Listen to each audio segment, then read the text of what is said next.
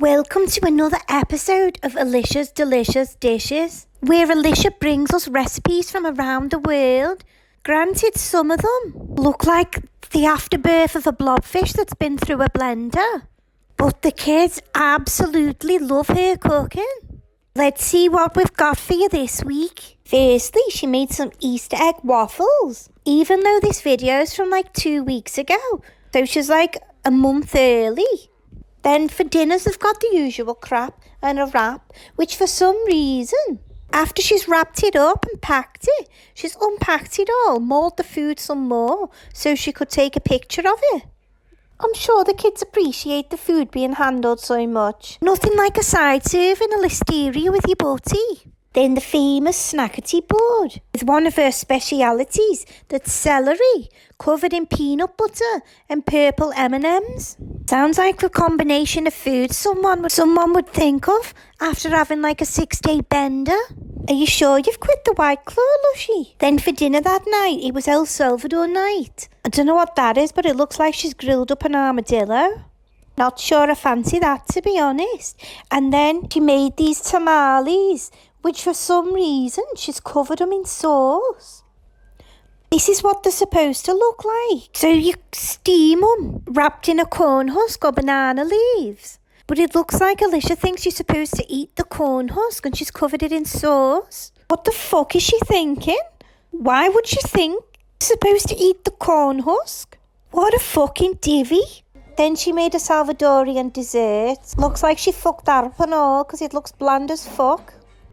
One day this week, they had cowboy stew, which is apparently the favourite meal of one of the older kids. She obviously doesn't like that kid very much because I've never seen her making this before.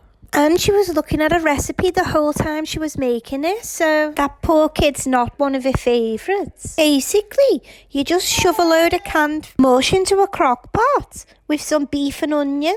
I don't know if you were counting, but there was 16 cans of mush for one crock-pot meal. Can you imagine the amount they use in a year? I bet there's more metal that comes from their house than what was used to build the Beijing Stadium. You've just seen her cutting up those potatoes. This week she actually fucking washed them. I say washed them, I mean like she rinsed them for like 3 seconds, but the thought was there. The thought was there, just like the manure's still there that they grew in.